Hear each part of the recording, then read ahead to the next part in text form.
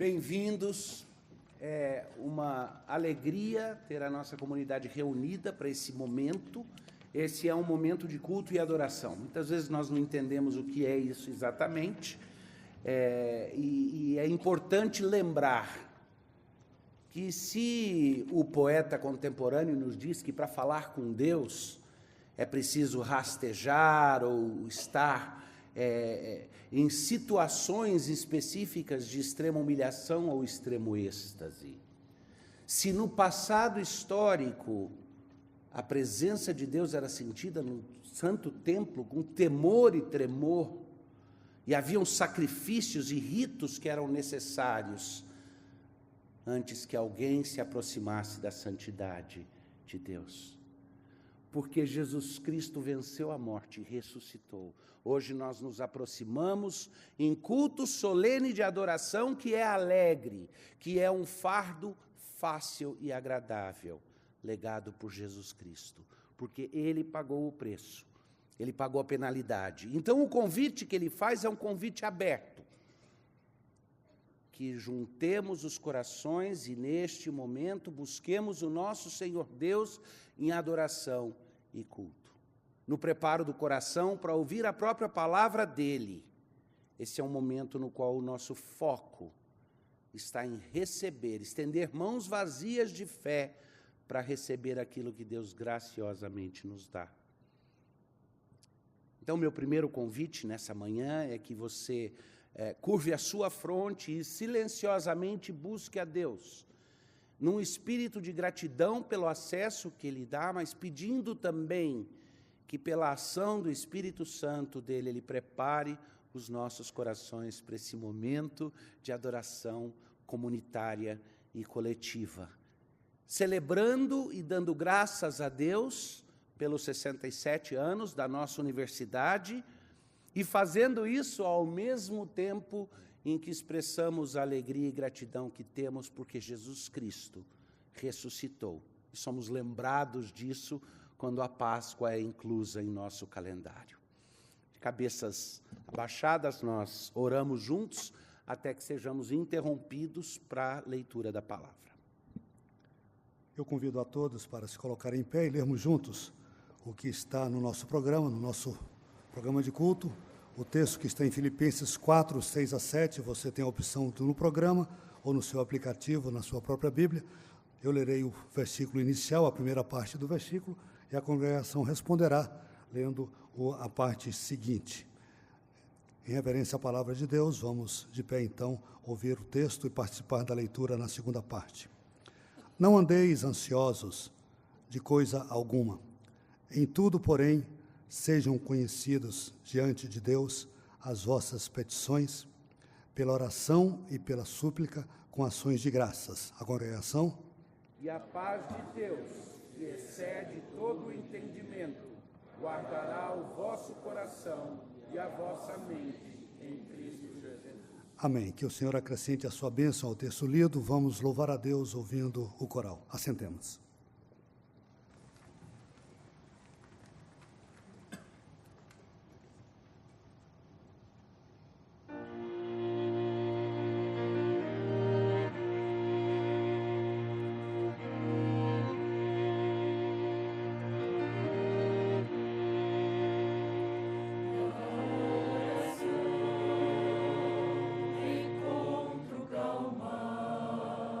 Na oração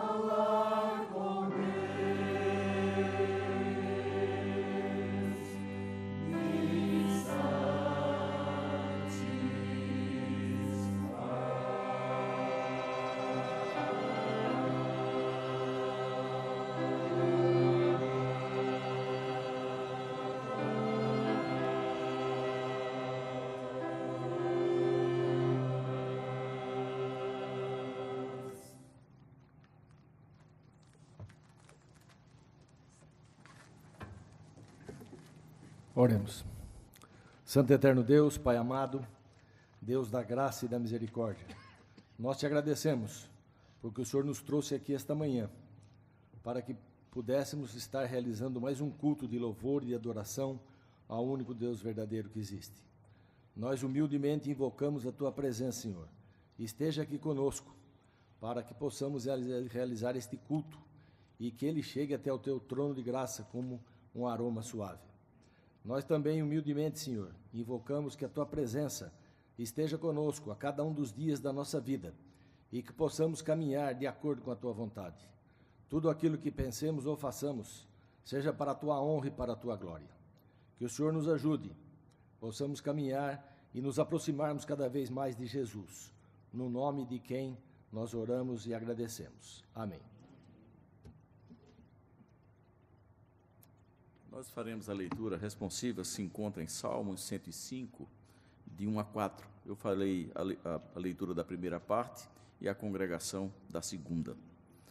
Rendei graças ao Senhor, invocai o seu nome, fazei conhecidos entre os povos os seus feitos, cantai-lhe salmos, narrai todas as suas maravilhas.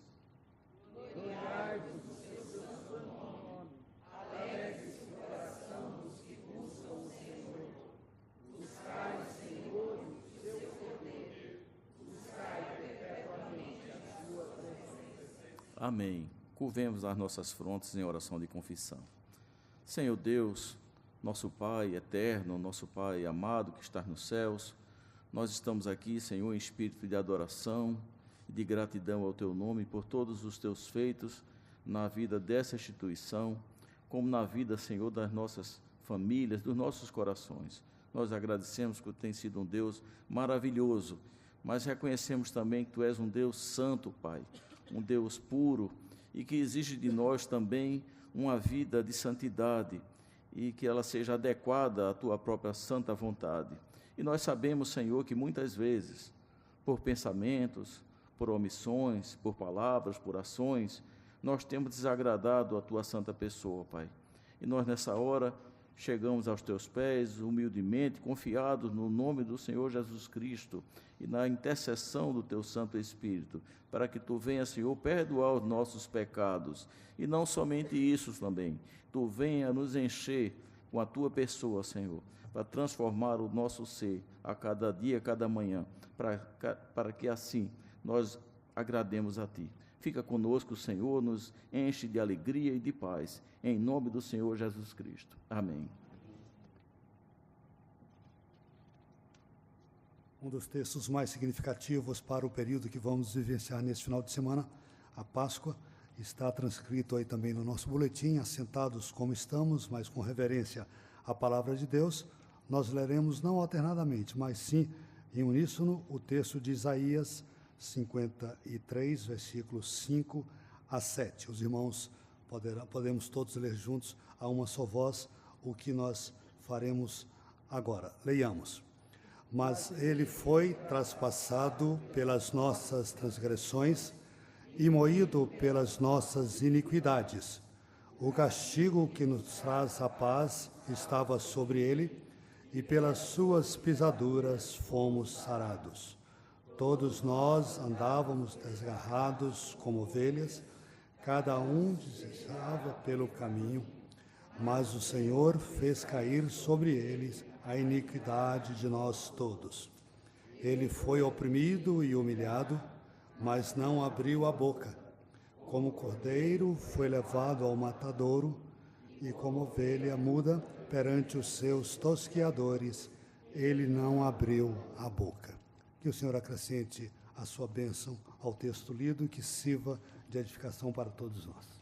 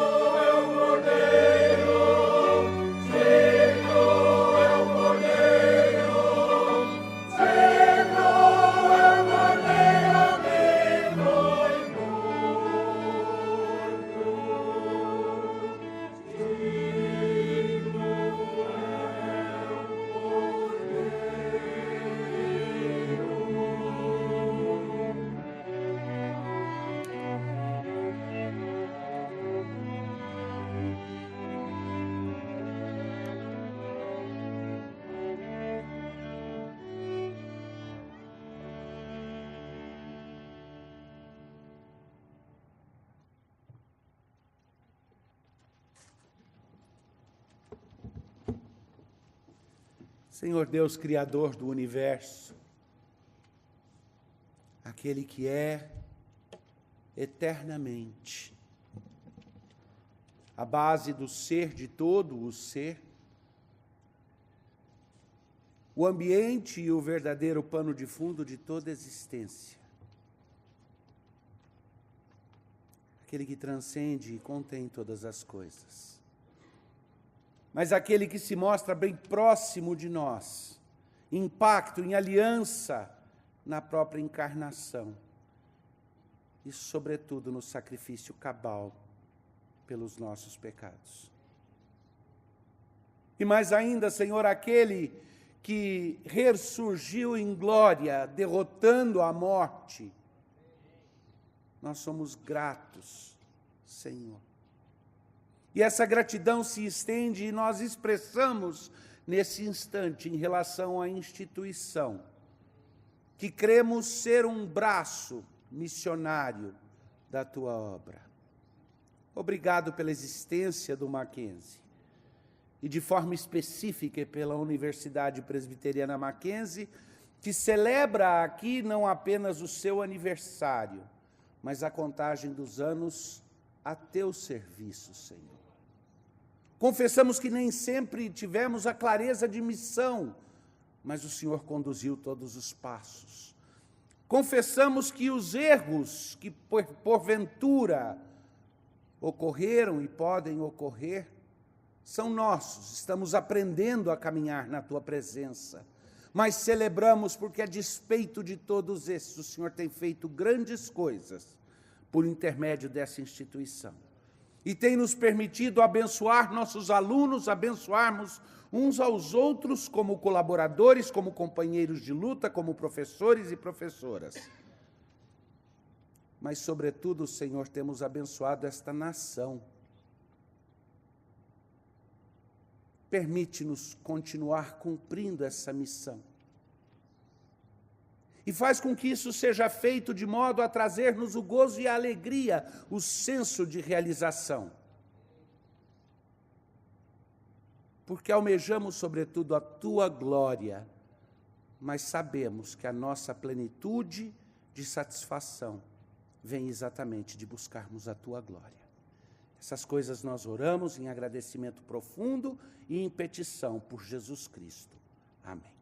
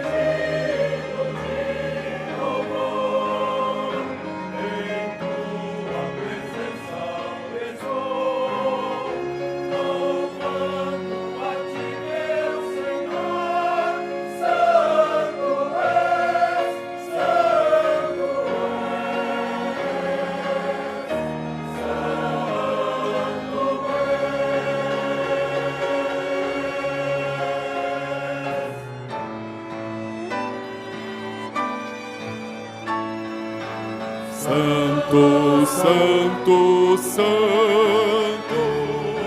Deus onipotente,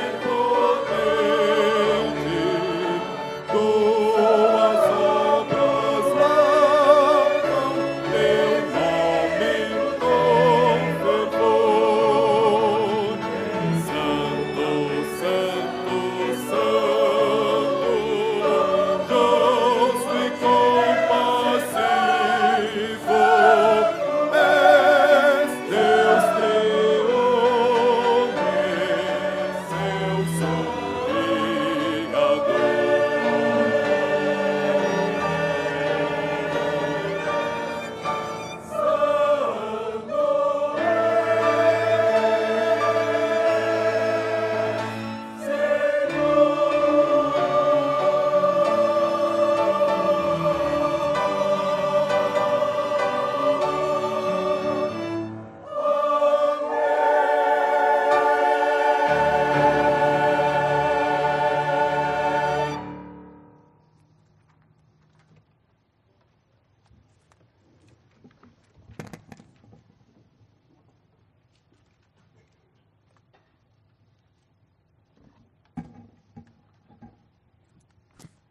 Eu não tenho dificuldade em compreender que o significado das palavras não é estático. Que as palavras têm seu sentido e seu significado definidos não apenas historicamente, mas também pelo contexto. Mas eu confesso que me incomoda de vez em quando o esvaziamento que acontece da comunicação em decorrência do esvaziamento de certos termos. Por exemplo, eu sempre entendi que o termo ficar era relacionado ao termo permanecer. Mas eu descobri que o domínio semântico do conceito de ficar, pelo menos para a nossa juventude, foi estreitado, foi espremido. Aliás, é um contraste interessante. Me lembro da surpresa de um poema que vi, de um escritor jovem contemporâneo, dizendo: antigamente as pessoas entendiam que o amor implicava em permanecer. Hoje em dia só se quer ficar. E, obviamente, ali ele está brincando com os dois termos que deveriam fazer referência a algo muito parecido e já não fazem. E, de fato, eu quero falar com vocês hoje sobre alguns conceitos essenciais, não apenas na identificação de quem somos, mas em entender o que é a nossa missão. Primeiro como indivíduos e também coletivamente. E eu quero buscar algumas palavras que Jesus falou aos seus discípulos num contexto muito específico, e vou convidá-los a imaginar que estamos vivendo esse momento e esse contexto. E a razão pela qual eu faço isso, talvez tenha sido expressa por Eugênio de Andrade, de uma forma curiosa. Ele diz assim, quando ele escreve ali o seu pequeno soneto, é urgente o amor. Ele diz, é urgente o amor, é urgente um barco no mar, é urgente destruir certas palavras, ódio, solidão e crueldade, alguns lamentos, muitas espadas. É urgente inventar alegria, multiplicar os beijos, as searas. É urgente descobrir rosas e rios e manhãs claras. Cai o silêncio nos ombros e a luz impura até doer. É urgente o amor, é urgente permanecer. E que interessante que o Eugênio tenha ali captado essa ideia de que amor e permanência são coisas conectadas. Mas Jesus foi muito além quando ele conectou amor e permanência a estar enxertado numa fonte vital. Aquela fonte da qual o elan vital é retirado. E Jesus fala sobre isso especificamente ao conversar com os seus discípulos num contexto de caminhada, de ensino peripatético. Passando, e eu quero convidar vocês a imaginar que estamos lá na Galileia, que estamos ali na Terra Santa. Primeiro imagine que nós estamos vendo aquele sepulcro vazio e o júbilo que vem depois de tanto pranto quando nós dizemos, ele ressuscitou. E aí o nosso coração nos remete de volta aos momentos de angústia apenas 3 dias antes. A angústia profunda de ver todos os sonhos pregados numa cruz, morrendo, de ver o fechar de todas as portas. E aquele senso urgente do coração, é preciso uma mudança, frustrado porque morria ali o Senhor. Mas do momento de grande esperança do túmulo vazio ao momento de grande dor da morte, imagine que você fosse um discípulo, você homem, mulher aqui, jovem, velho, um dos discípulos que caminhava com Cristo, e volte algumas semanas antes, quando Jesus fazia seus ensinos finais. E imagine que ele caminha agora passando por um lugar onde há uma videira. Aquela região da Palestina era considerada extremamente fértil. Hoje a gente vê de novo florescer no deserto muita coisa, mas não consegue deixar de mencionar deserto quando pensa na região. Mas imagine que nós caminhamos com Jesus pela relva verde e estamos passando por uma plantação, um vinhedo. E enquanto fala conosco, Jesus quebra um galho seco de uma videira, quebra outro galhinho seco. Os discípulos ficam olhando para ver o que ele está fazendo, e ele fala, e ao mesmo tempo quebra outro galhinho seco, quando os seus dedos já têm ali 5, 6 galhos secos que ele quebrou, das pontas ressequidas daquela árvore, ele joga aquilo num canto,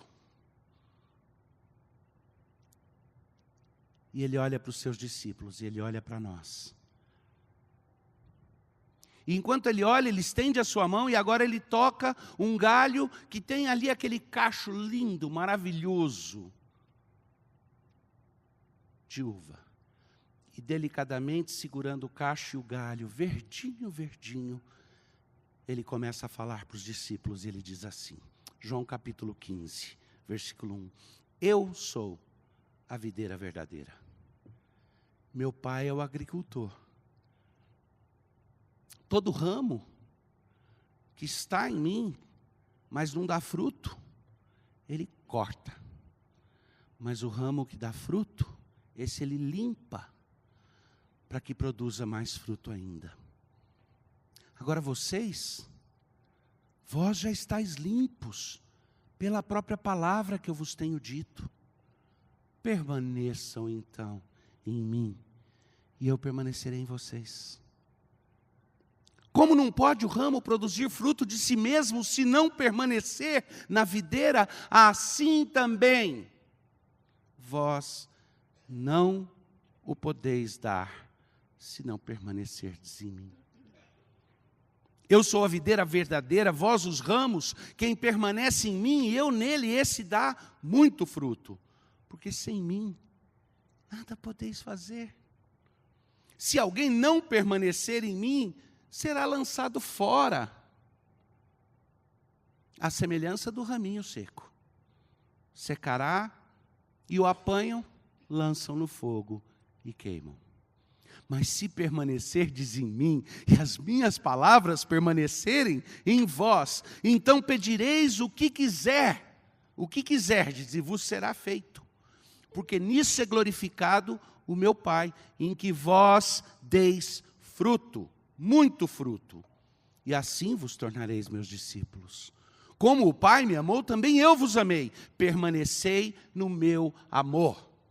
Se guardardes os meus mandamentos, então permanecereis no meu amor.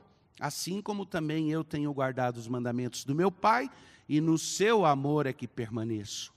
Eu tenho dito essas coisas para vocês, para que o gozo meu esteja com vocês, e para que o vosso gozo seja completo. Olha que coisa maravilhosa que ele está dizendo no discurso. E ele está falando que dar fruto é guardar os mandamentos, que guardar os mandamentos é permanecer ligado ao amor essencial que flui dele, para que sejamos também amor. E ele diz, se dermos frutos, porque esse é o propósito do Pai, então permaneceremos nele e daremos frutos. E isso fará com que o gozo dele, do próprio Deus, se complete em nós. Versículo 11, tenho-vos dito estas coisas, para que o meu gozo esteja em vós, e o vosso gozo seja completo.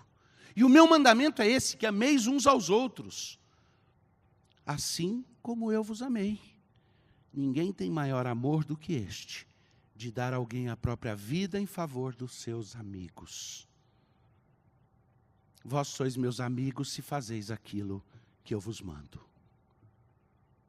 Mas antes de eu continuar a leitura, eu quero que vocês prestem atenção com algo que vai acontecer aqui com o texto, com aquele twist, com aquela virada que Jesus faz quando ele fala com os discípulos. Porque ele está falando sobre estar enraizado, estar mais que isso, enxertado numa fonte de vida. Essa fonte de vida é o amor. Esse amor é um amor de obediência, é um amor de sacrifício. Ele não é um amor barato, sentimento, ele é um amor de compromisso. Compromisso que se manifesta de sua forma mais importante e cabal. Ninguém tem maior amor do que dar a vida pelos seus amigos. E eu não sei vocês, mas é lógico que tem alguma coisa dentro da gente que deixa sempre aquela vontade de ser herói, de ser mártir. Está certo que a gente foge disso e tudo, mas tem algo nobre em morrer como mártir, né?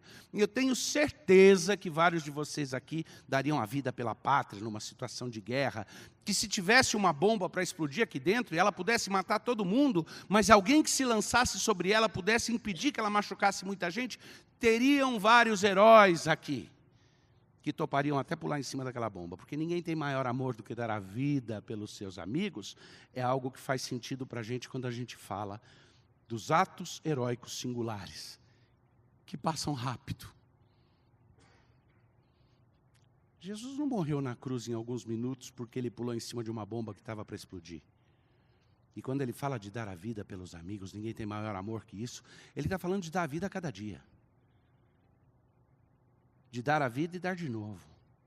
De se deixar gastar pelos outros, mesmo quando, de acordo com Paulo, se gastar e deixar ser gastado em prol de vós, mesmo quando mais vos amando, seja menos amado. É esse sacrifício, é dar a vida num sentido contínuo. É isso que Cristo fez. O Cristo que encarnou e hoje subsiste encarnado para sempre, compartilhando conosco a nossa humanidade. O Deus que se fez homem e hoje é Deus homem. E é interessante que quando ele fala, então o meu mandamento se resume em amar um ao outro, e ele completa que esse amor é o sacrifício da entrega, do serviço, do ministério, aí ele diz alguma coisa chocante. Porque primeiro vem a frase, vós sois meus amigos se fazeis o que vos mando, que faz todo sentido. A gente reage a isso porque a gente não gosta de ser mandado, né? Mas faz todo sentido. Mas aí vem a próxima frase, Porque nós estamos acostumados, nós não gostamos, nós nos rebelamos, mas estamos acostumados a sofrer a vida em situações de relacionamentos que não são simétricos, e os relacionamentos assimétricos na nossa vida, nós não só nos acostumamos com ele, mas nós curtimos a assimetria vantajosa para nós nos relacionamentos, e em troca disso estamos até dispostos a pagar o preço da assimetria desvantajosa para nós nos relacionamentos. Em outras palavras, posso até aprender a obedecer desde que eu saiba mandar. Eu subo em quem está embaixo, então eu não posso reclamar se alguém sobe em mim porque está em cima. Mas o que Cristo está falando aqui nessa nossa caminhada pelo jardim, pelas videiras, pela vinha, ele completa. Porque se no verso 14 ele fala, vocês são meus discípulos, meus amigos, se vocês fazem o que eu mando, ele continua e diz assim, e preste bem atenção o que isso significa para o nosso hábito de relações humanas assimétricas. Ele diz assim, eu já não vos chamo servos, porque o servo não sabe o que faz o seu Senhor. Mas eu tenho vos chamado amigos, porque tudo quanto ouvi de meu Pai, vos tenho dado a conhecer. Ele quebra a assimetria. Segredos preservam a assimetria. Ele quebra e diz, eu vos chamo amigos, eu vos chamo irmãos, porque eu compartilho com vocês o que eu conheço e o que eu sei. Porque os mistérios que o Pai me deu, que fazem com que eu e Ele tenhamos comunhão, autoridade e comunhão ao mesmo tempo, alteridade e comunhão ao mesmo tempo, Ele diz para os discípulos, Ele diz para vocês, eu compartilho com vocês essas coisas, então eu já não vos chamo de servos. Vocês são meus servos quando obedecem o que eu mando. Mas o relacionamento não é uma assimetria de dominação, e sim uma comunhão plena de quem está enxertado numa fonte de elan vital, e como expressão de amor não pode deixar de manifestar e colocar para fora a mesma seiva que recebe da sua matriz. E é por isso que ele diz, por isso eu não mantenho vocês no escuro. Servos não precisam saber os negócios do seu patrão, mas eu chamo vocês de amigos porque vocês sabem quais são meus planos, vocês sabem o que eu estou fazendo, e vocês são convidados a essa participação. Ele vai além, porque dá para dizer, mas espera, pastor Davi, você não está tirando muito desse conceito de que a assimetria é preservada pelo relacionamento de segredo, e a simetria restaurada quando há compartilhar? Não, por causa do próximo versículo. Não fostes vós que me escolhestes a mim. Pelo contrário, eu vos escolhi a vós outros e vos designei para que vades e deis fruto, e que o vosso fruto permaneça, a fim de que tudo quanto pedirdes ao Pai em meu nome, eu vô-lo concederei. E assim isso vos mando, ameis uns aos outros. Eu quero resumir, juntar tudo isso agora, porque eu pintei mais um emaranhado que talvez fosse parecido com uma tela impressionista. Os pontos estão lá, tem uma imagem que talvez você comece a criar ali, um gestalt, mas eu quero agora ligar alguns pontos de forma específica, oferecer uma estrutura mais específica. Jesus está falando aqui de uma permanência que decorre de estar enxertado numa fonte de vida. E ele troca o conceito de transitoriedade do mundo por permanecer. Nós vivemos de alianças o tempo inteiro. Aqueles de vocês que, como eu, são casados, sabem que o casamento é uma aliança, no qual, no final das contas, a grande pergunta é: permaneço ou não permaneço? Não é o amor que segura o casamento. O amor é um dos ingredientes que eu sou chamado a trazer para o casamento, a renovar a cada dia, a buscar. Mas no final das contas, a nossa obrigação num relacionamento de casamento é permanecer. O Mackenzie pode hoje celebrar 67 anos, porque a despeito de qualquer dificuldade que tenha enfrentado, permaneceu, pessoas permaneceram fiéis ao intento, ao propósito. Ou você pode dizer que o Mackenzie sobreviveu por causa de algum casuísmo histórico, por circunstâncias apropriadas, por um alinhamento apropriado. Eu não vou nem entrar numa descrição das muitas razões pelas quais o Mackenzie não deveria estar aqui hoje e ainda está. Não vou nem discutir isso daí. Porque nós já passamos por desapropriação, quando o governo simplesmente tomou a universidade da igreja presbiteriana, mas ela está aqui. Nós já passamos anteriormente, antes da nossa universidade, por momentos nos quais tivemos que transformar facilidades nossas em hospital de guerra, hospital de campanha. E o Mackenzie está aqui. Mas assim como na nossa vida individual, eu mencionei a questão do casamento, as amizades são a mesma coisa, os outros pactos que nós vivemos são pactuações nas quais o que faz a diferença é permanecer. Também coletivamente, como instituição. Mas esse permanecer pode ser simplesmente a insistência boba de quem não sabe quando parar, de quem não sabe quando perder. Como vários de vocês são da mesma geração que eu não tenho medo de falar, porque geralmente quando vou falar com gente mais jovem, eu já começo a ficar com medo, porque a sensação de velho, eu vou fazer alguma referência cultural que ninguém vai entender. Mas deve haver muitos de vocês que gostam ou gostavam de assistir o Monty Python, né? Deve ter bastante gente. Provavelmente muitos de vocês lembram aquela cena do cavaleiro negro guardando a ponte, o cavaleiro branco quer passar e o cavaleiro negro o desafia e eles começam a lutar com a espada. E depois de alguns minutos de luta, o cavaleiro branco corta um braço do cavaleiro negro. O cavaleiro negro pega a espada com o outro braço que ainda está lá e continua lutando para passar. E aí o cavaleiro branco corta uma perna do cavaleiro negro. E o cavaleiro negro, pulando numa perna só, com um braço só, continua embanhando sua espada. Perde a outra perna. O toquinho está lá embanhando a espada ainda. Perde o outro braço, ele pega a espada com a boca e começa a tentar continuar a lutar. E quando o outro está pronto para atravessar a ponte, ele fala: volta aqui, vamos considerar um empate. Que empate?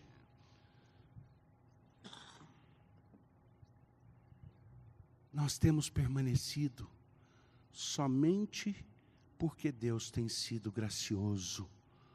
Porque nem sempre nós escolhemos a Deus, Ele é que nos escolheu antes.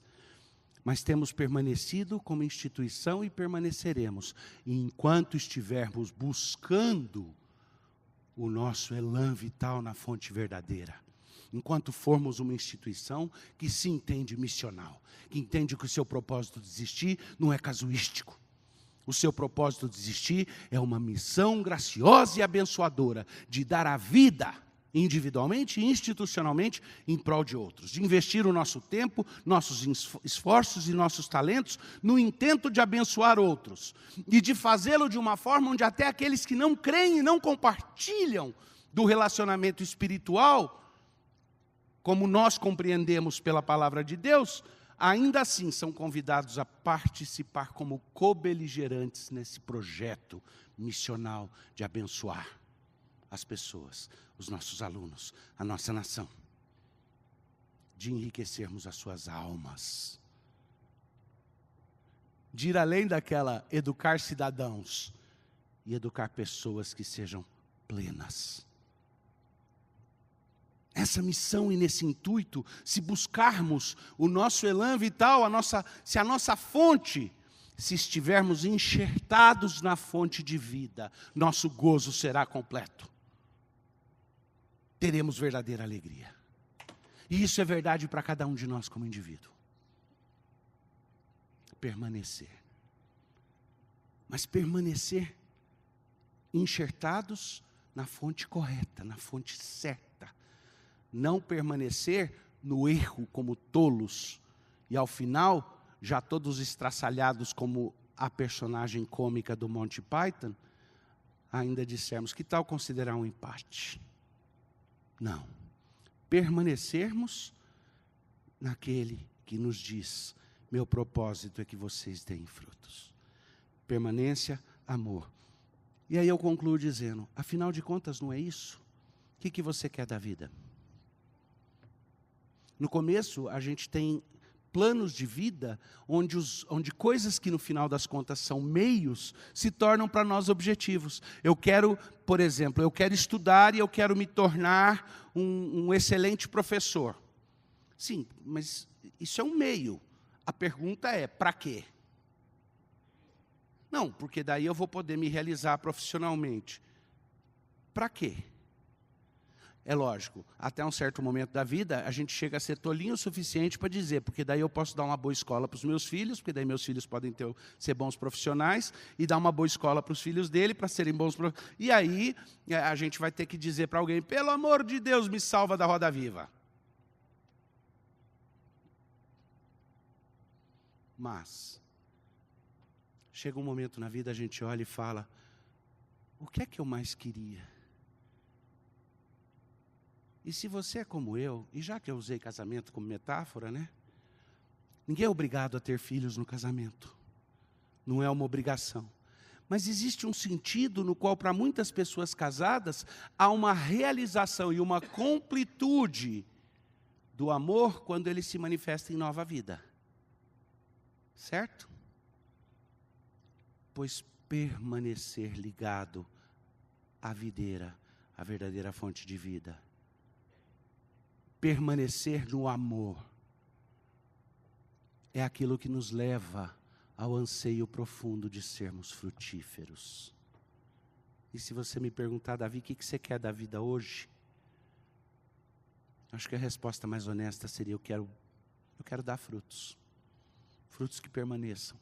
Frutos que me tragam alegria. Frutos que sejam doces e não amargos. Frutos que não enganem ninguém. Porque tem fruto que engana a gente, né? Você olha por fora, parece tão bonito, você mete os dentes e é cheio de cerda ou de espinho. Eu acho que se eu tivesse que orar a Deus e pedir, Senhor, o que eu quero para a minha vida nesse momento e de agora em diante, passou dos 50, o que eu quero de agora em diante, é produzir frutos. Frutos que adocem e alimentem os outros.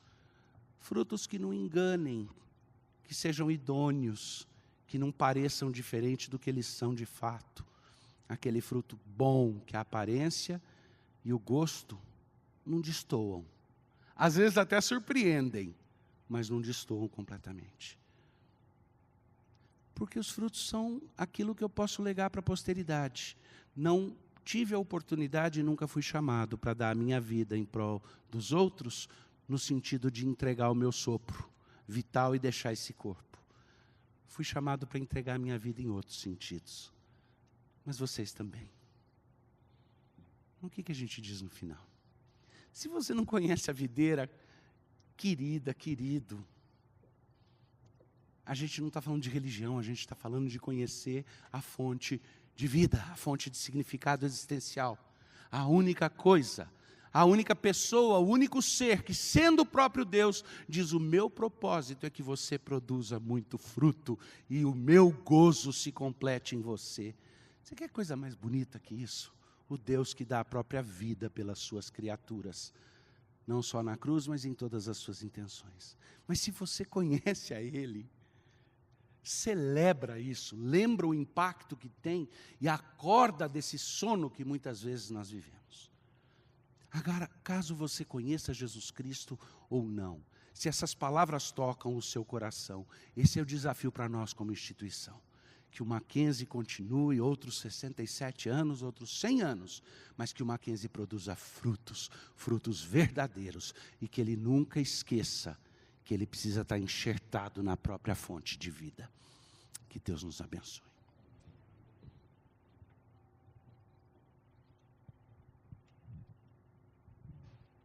Nos coloquemos em pé, queridos.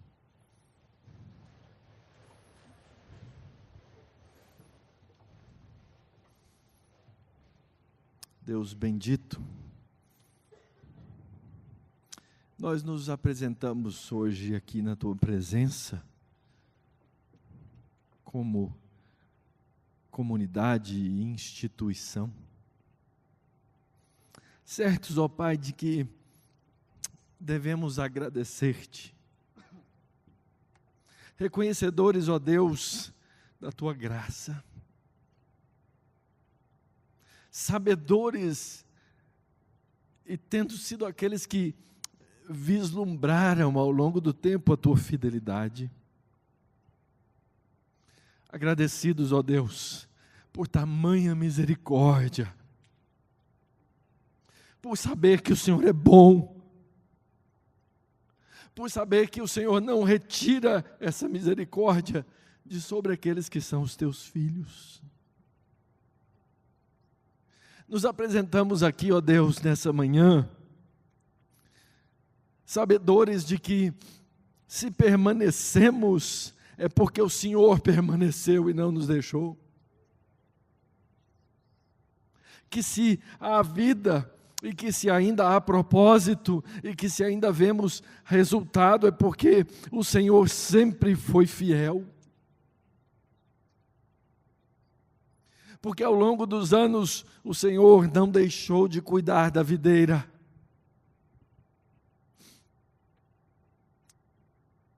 Mas também, ó Deus, reconhecedores que muitas vezes, se nos olhássemos no espelho, teríamos nos visto como galhos secos, que deixamos de exercer a justiça da verdade do Senhor. Por isso, ó Deus, enquanto te damos ação de graças, rogamos também, por amor do teu nome, que o Senhor traga a nós, traga ao nosso meio, fruto de arrependimento e mudança verdadeira. Reconhecemos, ó Deus, que muitas vezes temos sido rebeldes à tua vontade, insensíveis à tua voz, não atentos à tua palavra, insensíveis ao Senhor, insensíveis ao nosso irmão, Pai. Tem misericórdia de nós. Assim, ó Pai, ensina-nos a abençoar. Restaura-nos, ó Deus, enxertados nessa videira que é o teu Filho Jesus Cristo, a trazer viço, a trazer vida e a dar frutos verdadeiros do Senhor, Pai. Ensina-nos a buscar as coisas que são tuas e do teu reino. E no que for preciso, Pai, humilha-nos para a tua glória. Traz a luz do teu Filho Jesus para o centro da nossa existência, como gente que permanece, e para o centro dessa instituição que deve servir ao Senhor, Pai. Que acima de tudo, o teu Filho Jesus, e tão somente o teu Filho Jesus, seja o alvo, porque o Senhor nos ensina na tua palavra que isso há de glorificar o teu nome. Essa é a oração que fazemos no nome desse que veio para morrer e morreu, que morreu e ressuscitou, e que está ao teu lado assentado eterno, para a glória e honra do teu nome. Move no nosso meio o teu Espírito, ó Pai, converte, salva e ensina-nos a amar. No nome desse Filho Jesus. Amém. E a vós outros que não erais povo, mas agora sois povo de Deus, que não tinhas alcançado misericórdia, mas agora alcançastes misericórdia. Que o Senhor vos abençoe e vos guarde. Que o Senhor levante o rosto sobre vós e tenha misericórdia de vós. E que sobre vós o Senhor levante o seu rosto e vos dê a paz. No amor de Deus o Pai, na graça de Jesus o Filho e na comunhão doce do Espírito Santo, hoje e sempre. Amém.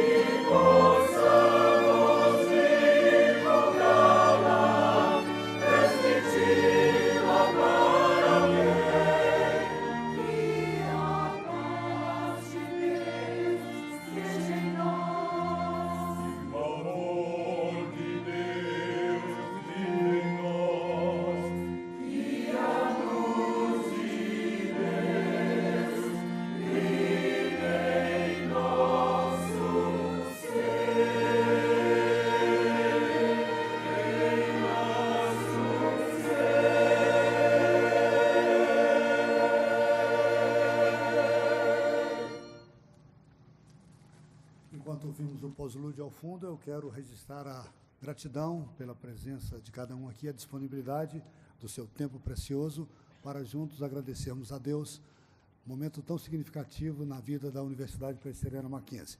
Na qualidade de presidente do Instituto Presbiteriano Mackenzie, mantenedor da universidade, das faculdades e dos colégios, esse é um momento significativo para a vida do nosso instituto. Cursos já centenários, mais uma universidade vibrante, com cursos de qualidade, de tradição e inovar que temos. Isso tudo é motivo de darmos graças a Deus o que nós fizemos aqui nesta manhã. Em nome da diretoria executiva do Instituto, me acompanha aqui o Dr. Hintze, o Dr. Zé Paulo está conosco, outros 2 diretores, compromissos fora, não puderam estar.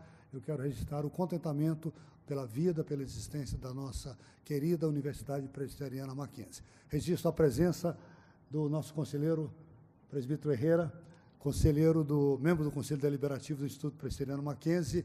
Ele é o atual relator da Comissão de Administração e Patrimônio, uma comissão atuante, vibrante, e ele tem sido um colaborador em todo o tempo, trazendo belas sugestões, belas contribuições para a sua comissão, refletindo na ação diária da diretoria que é conduzida pelo Dr. Hintze.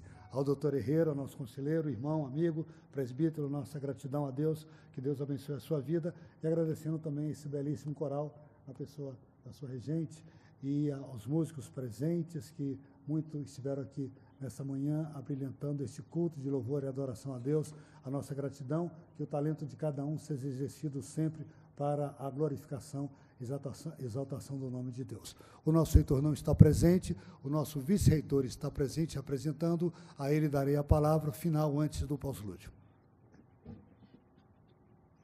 É com muita alegria e satisfação que nós estamos aqui, suprindo a ausência do nosso reitor, que se encontra em Brasília, e para mim é uma honra estar aqui com todos vocês, dando graças a Deus por todos os seus benefícios para conosco. Então, nós já o fizemos, mas queremos também agradecer a todos por esta caminhada. Nós esperamos estar juntos aqui em 2020, comemorando os 68 anos.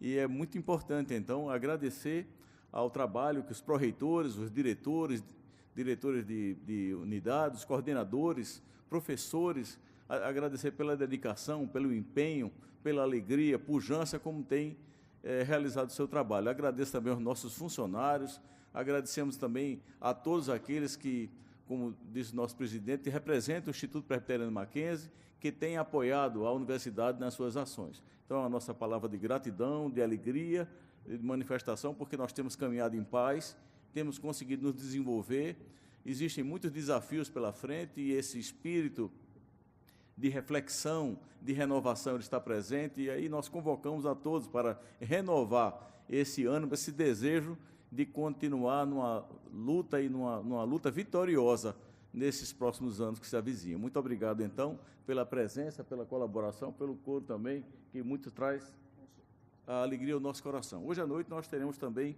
um concerto especial pelo nosso coral e a nossa orquestra da Universitária Mackenzie, às 20 horas, intitulada de Consola Meu Povo, Canções do Profeta Isaías, obra do Guilherme Kerr e Jorge Heder.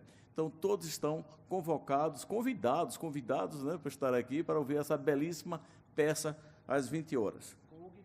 Com o Guilherme, que vai estar conosco aqui. Então, eu agradeço, passo a palavra ao nosso chanceler para encerrar esse evento. Deus nos abençoe.